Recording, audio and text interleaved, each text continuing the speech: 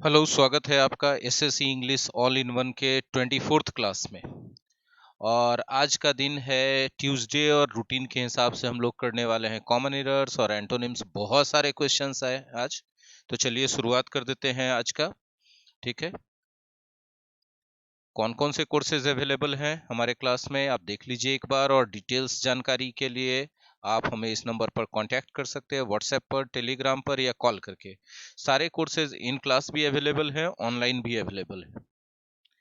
Antonyms सबसे पहले दो सेगमेंट है, मैंने कहा कॉमन एरर और एंटोनिम्स, तो एंटोनिम्स से शुरुआत करते हैं। 50 तक 1 to 50 तक पीछे के वीडियोस में करवाया जा चुका है 51st से, लेकिन क्लास शुरू करें इससे पहले फटाफट आप लोग शेयर कर दें। और क्लास के अंत में अगर आपको अच्छा लगे, यूजफुल लगे, सीखने वाला मटेरियल लगे, तो आप लाइक जरूर करें। ज्यादा से ज्यादा ग्रुप्स में शेयर कर दें ताकि ज्यादा से ज्यादा आपके दोस्तों को लाभ पहुंचे और मेरा जोश बढ़े। चलिए, जेंटलमैन, जेंटलमैन कहा जाता है उस आदमी को जो काफी सिविलाइज्ड होता है, काफी मैनर्स और शिष्टाचार के साथ लोगों से पेश आता है, उसको जेंटलमैन कहते हैं। किसी को हर्ट नहीं करता, उसको जेंटलमैन कहते हैं। ठीक है, अब इसका एंटोनिम्स ढूंढना है। क्लाउन का मतलब होता है जोकर, आप जानते हैं। बुअर का मतलब होता है गंवार, असभ्य आदमी। ठीक है, जो बहुत ज्यादा सिविलाइज्ड नहीं होता है, जिसका लैंग्वेज अच्छा नहीं होता है। डड कहा जाता है फेलियर को, वैसा आदमी जो असफल होते रह रहा है बार बार, उसको डड कहते हैं। और बुफान कहा जाता है एक ऐसा फनी आदमी जो बहुत सिविलाइज्ड तो नहीं है, सिली एक्टिविटीज करता है, लेकिन अम्यूजिंग है, अम्यूजिंग है। तो जाहिर सी बात है आंसर क्या हो जाएगा, सेकंड, क्योंकि सिविलाइज्ड का उल्टा, जेंटलमैन का उल्टा बोर होगा, गंवार होगा। आंसर है सेकंड। नेक्स्ट वर्ड है पैनिकी। पैनिकी का मतलब होता है बहुत ज्यादा वरीड। ठीक है, बहुत चिंता में, डरा हुआ, ये सब होता है, वरीड होता है। ठीक है, जाहिर सी बात है वरीड है, पैनिकी है, तो बहुत ज्यादा अशांत है, तो शांत इसका हो जाएगा काम। कॉन्फिडेंट मतलब फुल ऑफ कॉन्फिडेंस, जो अंदर से आत्मविश्वास से भरा हुआ है। सॉबर का मतलब सीरियस एंड जेंटल। ठीक है, क्वाइट का मतलब शांत।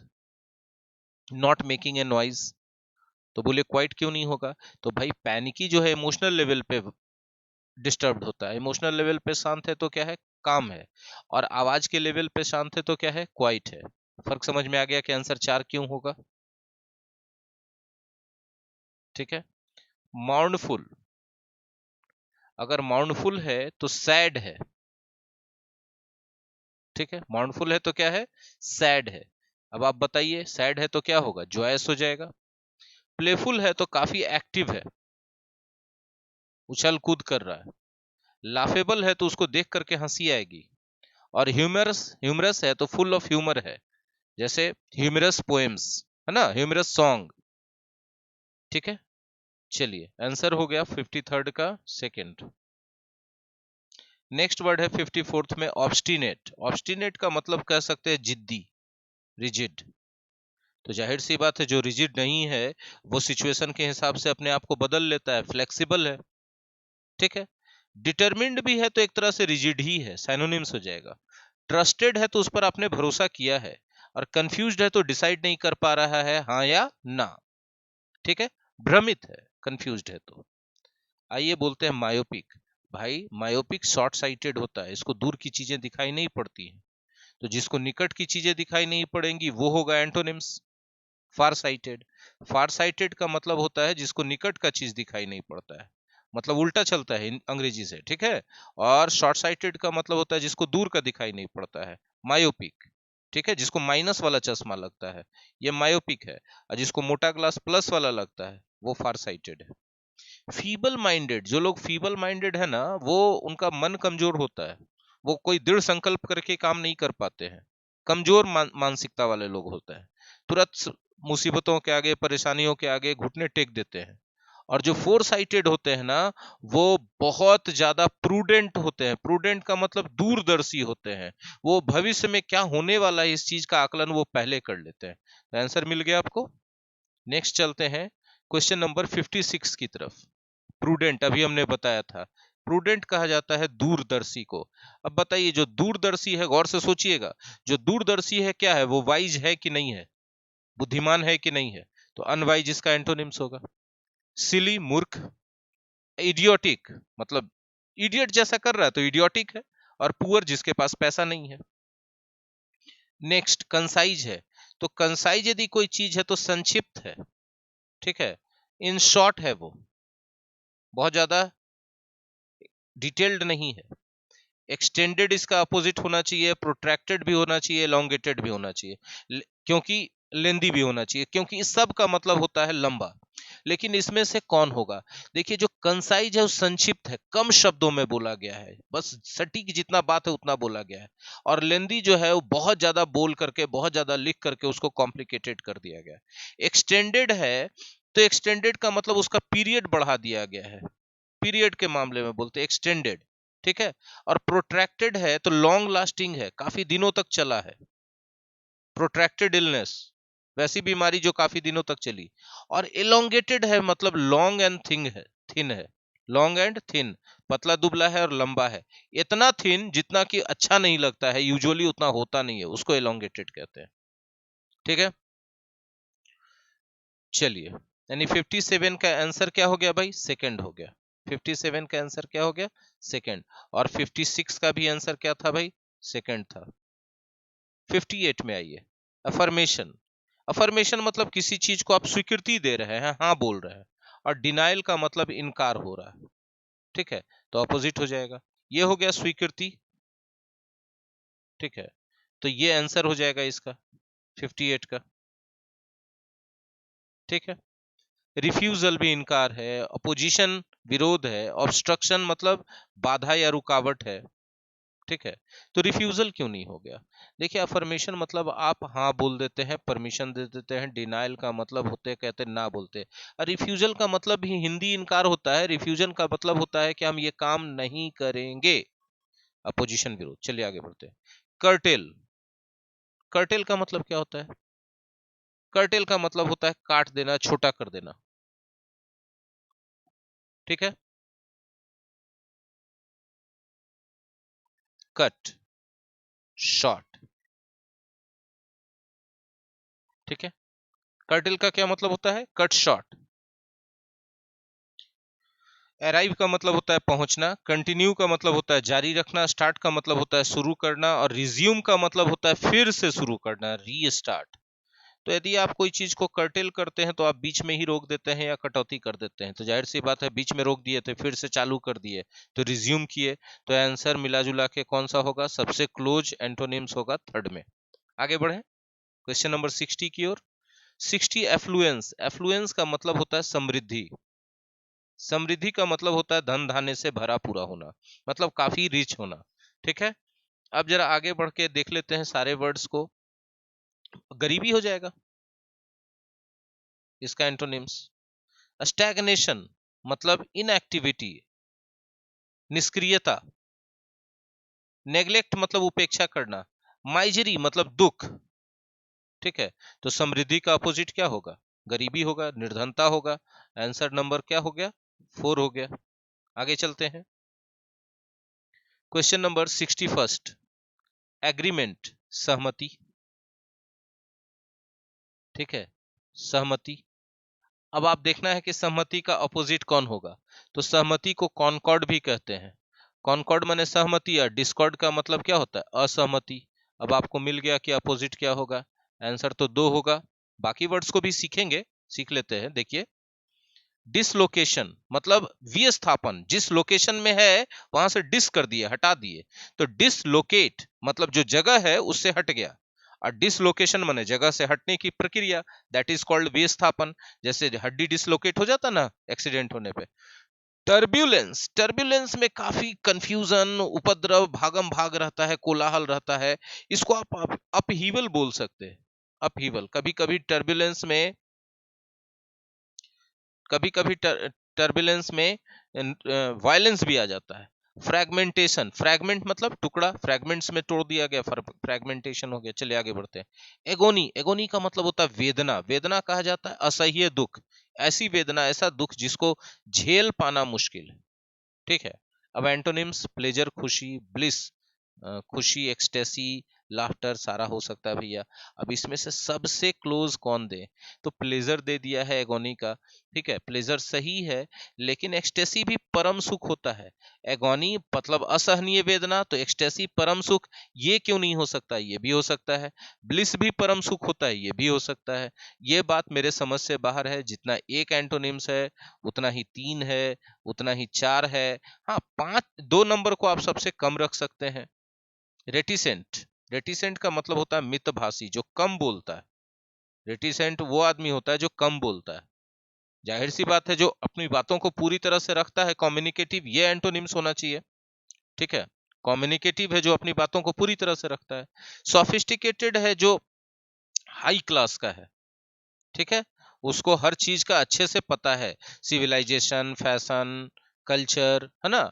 डेवलप्ड है, विकसित है। फॉरवर्ड है, तो फॉरवर्ड है तो आगे है, आगे की ओर है। फॉरवर्ड कास्ट होता है, फॉरवर्ड पोजीशन होता है, फॉरवर्ड थिंकिंग होता है ना। चलिए, प्रिसाइज, प्रिसाइज है कोई चीज तो एग्जैक्ट है, एकदम सटीक है, मेटिकुलस है, उसमें कोई भी गलती नहीं है, एकदम सटीक है। ठीक है, अब जाहिर सी बात है कि अगर कोई चीज एकदम सटीक है तो प्रिसाइज है, तो उसका एंटोनिम्स क्या होगा भैया, तो उसका एंटोनिम्स होगा इनकरेक्ट। जो सटीक है वो करेक्ट है, प्रिसाइज है तो करेक्ट है। ठीक है ना, सटीक है तो क्या है, सही है, करेक्ट है। तो इसका एंटोनिम्स क्या होगा, इसका एंटोनिम्स होगा आंसर नंबर 3 में। ठीक है, इनडिसेंट नॉट सिविलाइज्ड, वेग not clear, indistinct not clear. ठीक है, वेग और इनडिस्टिंक्ट एक दूसरे के साइनोनिम्स है। आगे बढ़े, नेक्स्ट वर्ड है कैंडिड।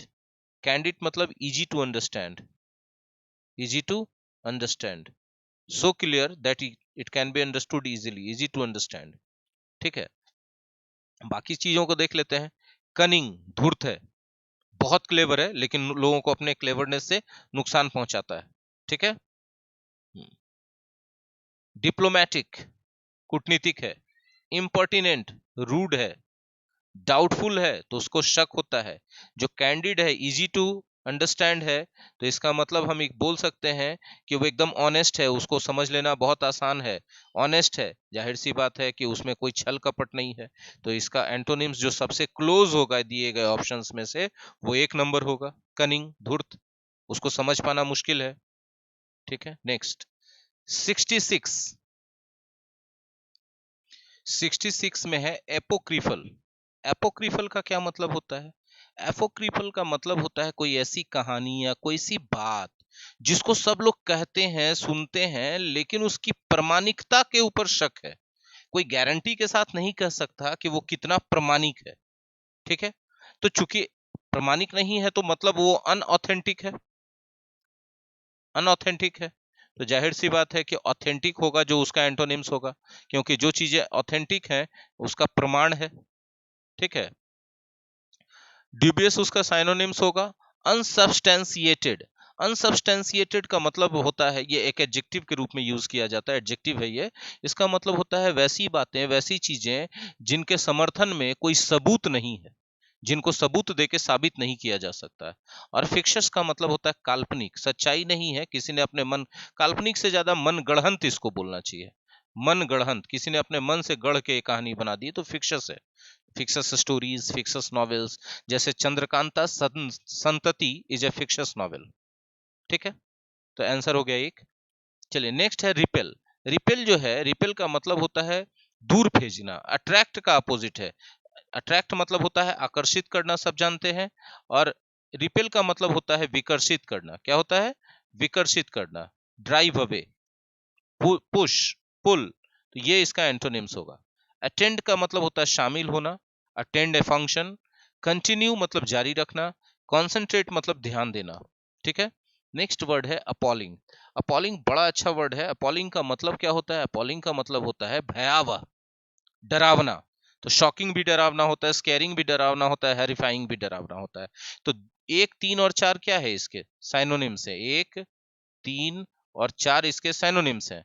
और इसके एंटोनिम्स की बात करें तो इसका एंटोनिम्स होगा कंसोलिंग, जो आदमी को ढांढस बंधाए, जो आदमी को राहत दे, वो इसका आंसर होगा। आंसर हो गया 2। ठीक है, जेस्ट, जेस्ट का मतलब क्या होता है? जेस्ट का मतलब होता है हंसी मजाक, ठीक है, JEST, हंसी मजाक, ठीक है, हंसी मजाक, ठीक है। अब इसका एंटोनिम्स ढूंढना है जेस्ट का। जाहिर सी बात है हंसी मजाक वाला, तो हंसी मजाक ही कह सकते हैं। ग्रेविटी, गंभीरता, सीरियसनेस, तो भाई हंसी मजाक वाला का उल्टा गंभीरता ही होगा। Grim, very sad and very serious. Genial, very cheerful and friendly. Sport, to do something with a lot of energy, lot of enthusiasm, ठीक है। चलिए आगे बढ़े, आंसर इसका हो गया 1 नंबर, ठीक है। कर्टेल, कर्टेल करते हैं तो किसी चीज को छोटा कर देते हैं, काट देते हैं। शॉर्टेन इसका साइनोनिम्स होगा, अभी हमने बताया था, कट ऑफ या कट शॉर्ट, है ना, कर्टेल करने का मतलब होता है, ठीक है। एंटेल मतलब होता है इन्वॉल्व, एंटेल का मतलब क्या होता है? इन्वॉल्व। और क्लोज का मतलब होता है अपोजिट टू ओपन, ओपन खोलना, क्लोज बंद कर देना, बंद कर देना, ठीक है। तो कर्टेल छोटा किए तो लेन देन बड़ा कर दिए, लंबा कर दिए, जटिल बना दिए, तो यही इसका आंसर होगा, ठीक है। चलिए नेक्स्ट हमारा है 71st, अप्लाउड। यदि आप अप्लाउड करते हैं तो आप क्या करते हैं? आप प्रशंसा करते हैं, ऑब्वियस सी बात है। अप्लाउड करते हैं तो आप प्रशंसा करते हैं, ठीक है। प्रेज भी प्रशंसा करते हैं, एक्लेम भी प्रशंसा करते हैं। लाउड का मतलब होता है जोर से, ठीक है। एक और लाउड होता है LAUD, ये लाउड जो है इसका भी मतलब होता है प्रशंसा करना, ठीक है, प्रशंसा करना। तो ये सब साइनोनिम्स हो गया। एंटोनिम्स क्या होगा? सेंसर, सेंसर का मतलब होता है क्रिटिसाइज, निंदा करना। इसीलिए आंसर क्या हो जाएगा इसका? 3 नंबर, ठीक है। अच्छा, सेंसर एक और होता है CENSOR। इस सेंसर का मतलब कट ऑफ, काट के अलग कर देना। क्या? एन ऑब्जेक्शनेबल पार्ट, किसी आपत्तिजनक हिस्से को किसमें से काट के कर देना अलग? तो objectionable part of a book, novel, film, play, etcetera etcetera. Sensor board आपने नाम सुना होगा, वही वाला सेंसर है, OR है, और इसमें देखिए UR ही है, तब क्रिटिसाइज। जेड क्या होता है? अगला वर्ड है जेड, 72 में। जेड का मतलब कोई चीज से बहुत ज्यादा थक जाना, ऊब जाना, बोर हो जाना, ठीक है। अब बताइए क्या होगा इसका, ठीक है। तो ग्रास्प, ग्रहण करना, डिफेंड, रक्षा करना, चीयर, खुश होना। तो आप थक गए हैं, बोर हो गए हैं, उब गए हैं, तो इसका अपोजिट क्या होगा? खुश हो जाना, ठीक है। तो आंसर इसका कौन सा हो गया बताइए? थर्ड आंसर हो गया कि नहीं हो गया? ठीक है। हरास, हरास का मतलब होता है किसी को परेशान करना, तंग करना। एप्रिसिएशन, एप्रिसिएशन क्या होता है भैया? तो एप्रिसिएशन प्रशंसा होता है, ठीक है। तो मन में द्वेष रहेगा, बुरी भावना रहेगा, तो क्या हो जाएगा? एंटोनिम्स हो जाएगा, दुर्भावना। तो दुर्भावना एंटीपैथी है, एंटीपैथी दुर्भावना है, प्रशंसा माने अच्छी भावना है, और एंटीपैथी है तो दुर्भावना है। अप्रेजल मूल्यांकन कहते हैं, अप्रेजल क्या कहलाता है? मूल्यांकन, ठीक है। एडमायरेशन, एडमायरेशन मतलब प्रशंसा, एप्रिसिएशन का साइनोनिम्स। असेसमेंट भी मूल्यांकन होता है। तो देखिए अप्रेजल और असेसमेंट साइनोनिम्स है, और एडमायरेशन प्रशंसा और एप्रिसिएशन साइनोनिम्स है, लेकिन हमको एंटोनिम्स चाहिए, तो आंसर कौन सा हो गया भैया? आंसर हो जाएगा 2। देखिए बच्चों, ये सब जो साइनोनिम्स एंटोनिम्स आप लोग कलेक्शन पढ़ रहे हैं ना, ये सब HC हार्डविक बुक से है, HC हार्डविक का, है ना, बुक से। वॉल्यूम इंट्रोडक्टरी वॉल्यूम से लेकर के वॉल्यूम 5 तक अगर आप अच्छे से पढ़ लेते हैं तो आपको इस सब में कभी कोई दिक्कत नहीं आएगा। चलिए अगला वर्ड चलते हैं, पैसिफाई। पैसिफाई का मतलब होता है शांत कर देना, शांत कर देना। जाहिर सी बात है कि फिर झगड़ा कर देना इसका अपोजिट हो सकता है, ठीक है। शांत करना, झगड़ा करना। शांत करने का मतलब उसको आप राहत दे रहे हैं, आप उसको हिम्मत दे रहे हैं कि ऐसा मत करो। तो थ्रेटन, डराना, इसका ज्यादा क्लोज हो जाएगा, क्योंकि शांत होना रहता तब क्वारल, झगड़ा करना करते। चैलेंज, चुनौती करना, एनरेज, गुस्सा दिला देना, ठीक है। आंसर हो गया भैया 1 नंबर। एपरेंट, एपरेंट का मतलब, एपरेंट का मतलब एकदम क्लियर अर्थ वाला, जिसका अर्थ स्पष्ट हो। एम्बिगियस, जिसका अर्थ स्पष्ट नहीं हो। आंसर मिल गया आपको? आंसर मिल गया ना? ठीक है। विजिबल, जिसको देखा जा सके। क्लियर मतलब क्लियर, स्पष्ट। कॉन्स्पिक्यूअस, हाँ, कॉन्स्पिक्यूअस का भी मतलब होता है स्पष्ट, जिसको स्पष्ट तरीके से आप देख सकते हैं, जिसको इजीली नोटिस किया जा सकता है। ठीक है। तो अर्थ के स्पष्ट में होता है एपेरेंट, तो अर्थ के अस्पष्टता में एम्बिग्यूअस इसका एंटोनिम्स हो जाएगा। एंटोनिम्स का मामला तो क्लियर हो गया। अब हम लोग आगे चलते हैं कॉमन एरर में। ठीक है। 1 से लेके 150 तक पीछे के वीडियोस में किया जा चुका है। 150 फिर भी यहाँ दोबारा आ गया है, कोई बात नहीं है, यहीं से ले लेते हैं। When my sister was ill, I went to the hospital on alternative day. देखिए, अल्टरनेटिव का मतलब होता है वैकल्पिक। अल्टरनेटिव का मतलब क्या होता है? वैकल्पिक, ऑप्शनल। तो मैं ऑप्शनल दिन में जाता था, या मैं एक दिन बीच करके जाता था, एक दिन जाता था अगले दिन नहीं जाता था। तो यहाँ अल्टरनेटिव की जगह अल्टरनेट डे होना चाहिए। अल्टरनेट डे का मतलब वन आफ्टर द अदर। ठीक है। तो एरर किस पार्ट में है? थर्ड में। 151, the beautiful surrounding of the place. Surrounding नहीं होता है, सराउंडिंग्स होता है, हमेशा प्लूरल चलता है ये नाउन। एरर है पार्ट 2 में। No porter being available, he carried all his luggages. Luggages कैसे हो सकता है? अनकाउंटेबल नाउन है, कभी प्लूरल नहीं बनाया जा सकता। एरर है पार्ट 3 में। He will not be able to cope up with. Cope up with नहीं होता, कोप विथ होता है, मतलब एडजस्ट कर पाना, किसी चीज को झेल पाना या किसी आदमी को झेल पाना। Cope with the pressure of the work, काम का दबाव को झेल पाना। Next 154, lasers are indispensable. Indispensable है जो चीज, उसके बिना काम नहीं चल सकता। Indispensable tools for the delicate eye surgery. देखिए यहाँ सर्जरी नाउन है और आई एडजेक्टिव के रूप में यूज किया गया है, किसी भी एडजेक्टिव को प्लुरल नहीं बना सकते। एरर है पार्ट 3 में। 155, I take great pleasure to welcome you to this institution. No error. देखिए, टेक प्लेजर, ठीक है, प्लस इन प्लस V4 होता है, लेकिन 2 प्लस V1 भी होता है। तो ये भी सही, ये भी सही। चलिए next 156, the whole country was suffering by के सफरिंग फ्रॉम। बताइए, तेजी से बताइए। तो भैया suffering from something, some problems. Error है 2 में। I do not know 157, I do not know where could he. देखिए इनडायरेक्ट नरेशन है ना, तो ही के बाद कुड होना चाहिए था, यहाँ इसका जगह गलत है। एरर है पार्ट 1 में। क्लियर है बात? 158, I suggest that he goes नहीं, ही शुड गो। सजेस्ट है तो उसके बाद दैट क्लाउज तो रहेगा, लेकिन उस दैट क्लाउज में किसका उपयोग करते हैं? शुड का उपयोग करना चाहिए परामर्श देने के लिए। 159, the introduction of tea and coffee and such other beverages have. देखिए भाई, सब्जेक्ट यहाँ पर क्या है? The introduction. द इंट्रोडक्शन एक सिंगुलर सब्जेक्ट है कि नहीं? अच्छे से पढ़िए। Not been without some effect. तो टी कॉफी और such beverages have not been, या उसका इंट्रोडक्शन हैज नॉट बीन। उसका इंट्रोडक्शन किया गया, वो नहीं रहा। ठीक है, तो हैव की जगह यहाँ हैज होना चाहिए। एरर है पार्ट 3 में। 160, in spite of the road block the guards allowed us. Allow somebody के बाद 2 प्लस V1 होना चाहिए था। एरर है पार्ट 3 में, 2 एंटर होना चाहिए था। 161, the newer type of automatic machines washes the clothes faster. देखिए जो इसके पहले था वो ओल्ड हो गया, तो अभी न्यूअर नहीं, न्यू है। जो अभी आया है वो न्यू है, फिर इसके बाद जो आ जाएगा वो फिर न्यू हो जाएगा। अभी न्यू नहीं रहेगा, अभी क्या हो जाएगा? ओल्ड। तो जो न्यू, जब एक ही सिर्फ रह ही सकता है तो न्यूअर क्यों लिखे आप? न्यूअर लिखना गलत है। 162, एरर था एक में। 162, by the time we go out we got our tickets and entered the cinema theater, the show had already begun। ठीक है, शुरू शुरू हो चुका था। जिस समय तक हम लोग को टिकट मिला और हम लोग सिनेमा थिएटर में घुसे, उस समय तक शो शुरू हो चुका था। तो शो पहले शुरू हो चुका था, इसलिए पास्ट परफेक्ट होना चाहिए। एरर है पार्ट 3 में। 163, each of the students. Each of के बाद प्लूरल नाउन, ठीक है, सिंगुलर वर्ब, तो प्रोनाउन भी तो सिंगुलर होना चाहिए, हिज और हर। ठीक है, एरर है पार्ट 3 में।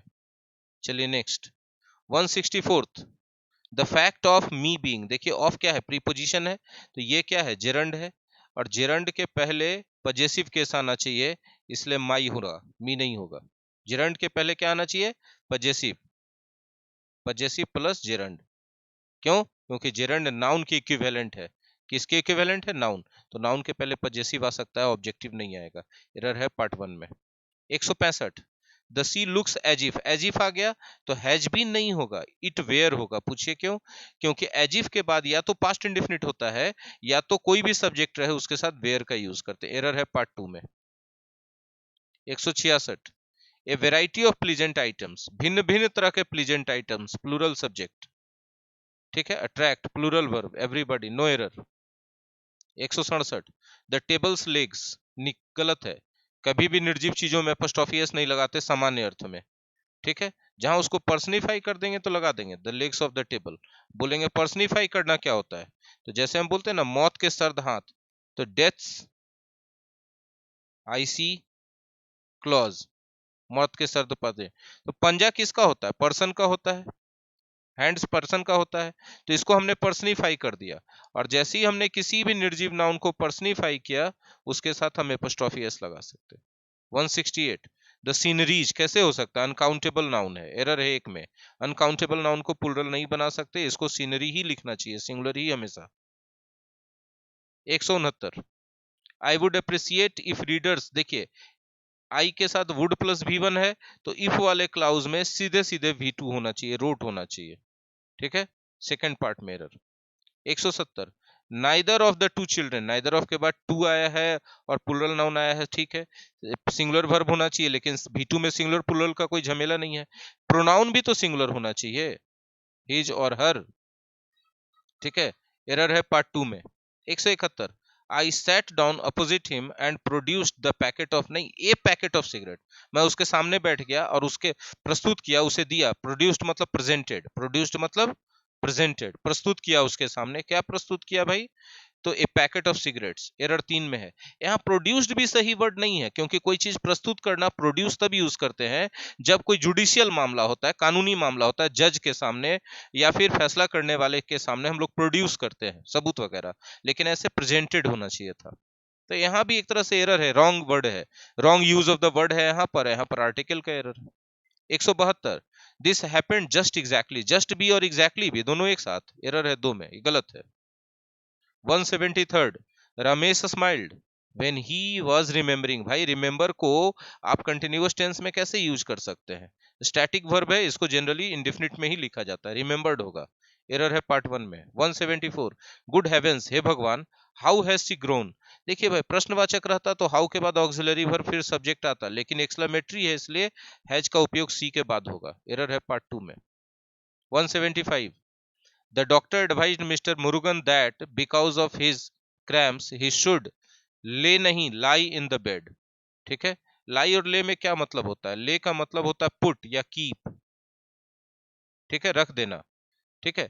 lay के बाद सीधे ऑब्जेक्ट आना बहुत जरूरी है, और lie मतलब रेस्ट, पड़े रहना, लेट जाना, ठीक है, लेट जाना, ठीक है। इसके बाद कभी भी ऑब्जेक्ट आएगा तो गलत हो जाएगा, ठीक है। तो यहाँ पर ऑब्जेक्ट नहीं आ रहा, प्रीपोजिशनल फ्रेज आ रहा है, इसलिए यहाँ लाई का जरूरत है, और शुड के बाद V1 चलना चाहिए, ठीक है। आगे बढ़े।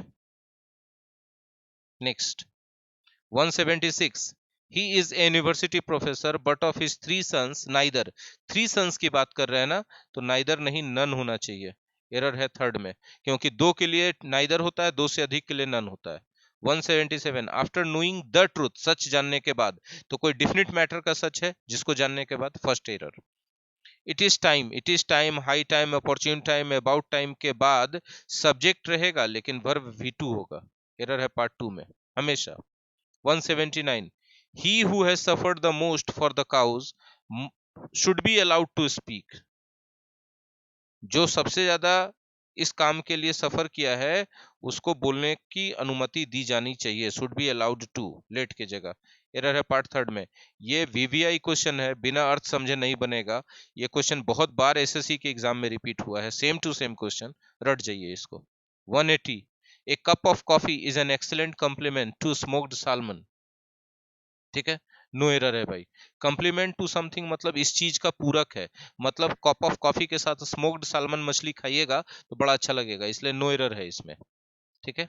आगे बढ़ते हैं।